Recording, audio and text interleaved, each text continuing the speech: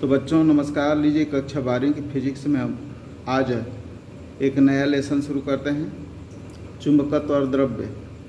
तो इसमें कुछ परिभाषाओं के बाद हमारा एक व्यंजक आया है धारा लूप और उसका द्विध्रुव आघूर्ण के लिए।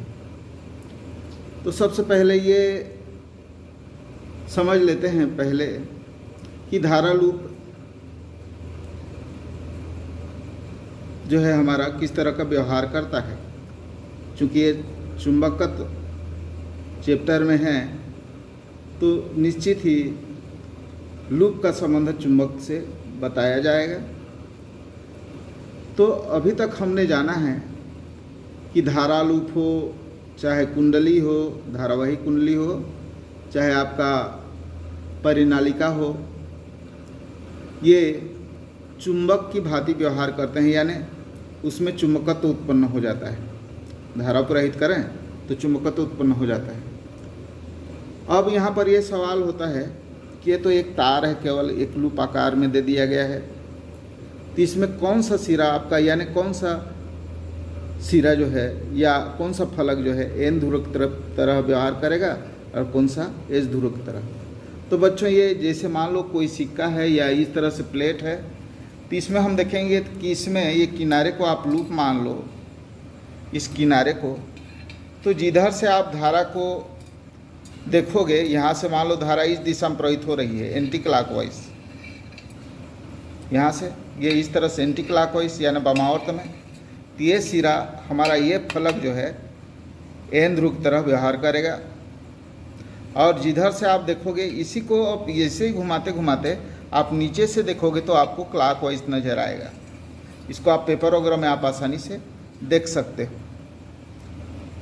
तो जिधर से भी देखोगे तो वो जो है सिरा जिधर से वो आपको क्लॉकवाइज नज़र आए धारा की दिशा, तो जो है आपका एस ध्रुव की तरह व्यवहार करेगा। यानी इसके जो फलक होंगे ऊपर की ओर और नीचे की ओर, जब एन ध्रुव की तरह व्यवहार करेगा तो उसमें आपका धारा की दिशा एंटी क्लॉकवाइज होगी, और जब एस ध्रुव की तरह जो फलक पर नज़र आएगा या उसका प्रभाव होगा तो उसकी जो धारा की दिशा होगी वो क्लॉकवाइज होगी। यानी उसी को आप नीचे और ऊपर से देख सकते हो। जैसे इस सिक्के के दो पहलू हैं, इधर और ये नीचे का फलक, तो ये एन और एस ध्रुव की तरह व्यवहार करते हैं। अब हम इसी में आ जाते हैं कि धारा लूप पुरुष का द्विध्रुव आघूर्ण। तो अब ये इसमें द्विध्रुव आपका दो ध्रुव उत्पन्न हो गए, यानी एस और एस, एन और एस। तो एन और एस उत्पन्न हो गए तो इसको विद्युत क्षेत्र या चुंबकीय क्षेत्र में हम रखें तो वो दोनों ध्रुव पर बल आघूर्ण उत्पन्न हो जाता है और वो अपने आप को जो है उस चुंबकीय क्षेत्र के समांतर लाने का प्रयास करेगा, वो बल आघूर्ण। अब हम इसी को यहाँ पर सूत्र प्राप्त करेंगे, यानी चुंबकीय द्विध्रुव आघूर्ण का व्यंजक प्राप्त करेंगे।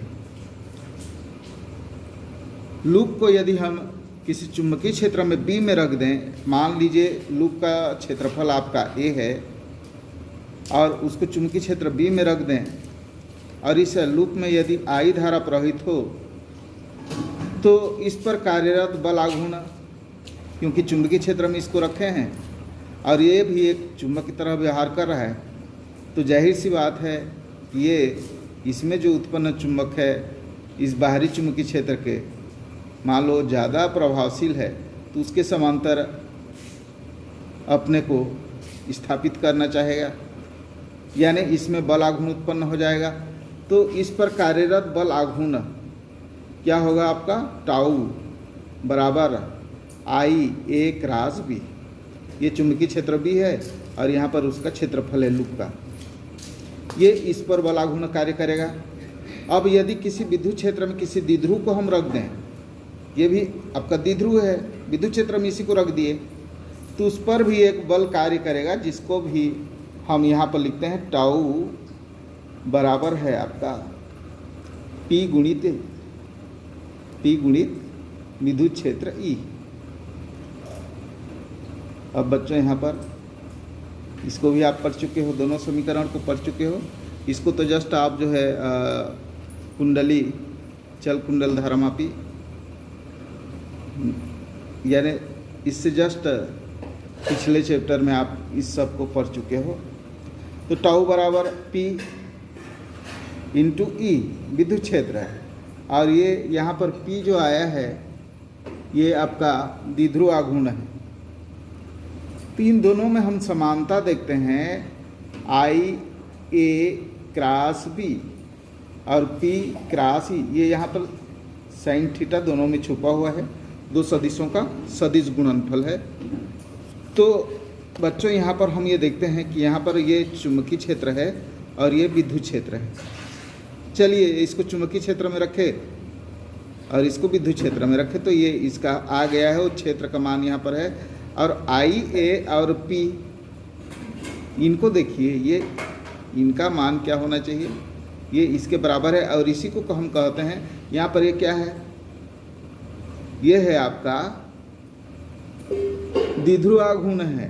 द्विध्रुव आघूर्ण है तो ये क्या होना चाहिए, चुंबकीय में है तो यहाँ पर ये विद्युत क्षेत्र में है, तो ये द्विध्रुव आघूर्ण है तो ये चुंबकीय क्षेत्र में, तो इसी को हम कहते हैं चुंबकीय द्विध्रुव आघूर्ण कहते हैं हमारा। ये इसको जो है P के बराबर हम यहाँ पर 1 और 2 से हम लिख देते हैं इसको, ये 2 है आपका और ये है आपका 1। इसकी तुलना समीकरण 1 और 2 से,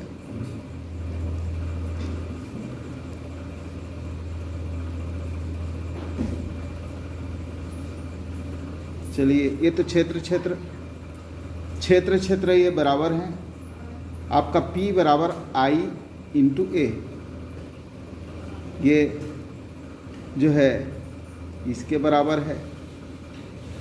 इसी को हम AM लिख देते हैं, तो आपका ये चुंबकीय द्विध्रुव आघूर्ण कहलाता है। यानी यहाँ पर द्विध्रुव आघूर्ण है तो ये चुंबकीय द्विध्रुव आघूर्ण हो गया I into A.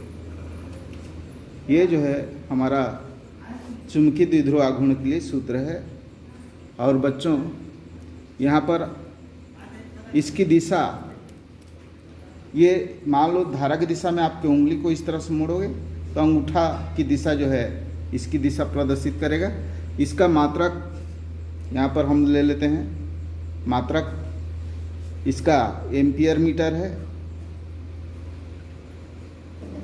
Ampere metre.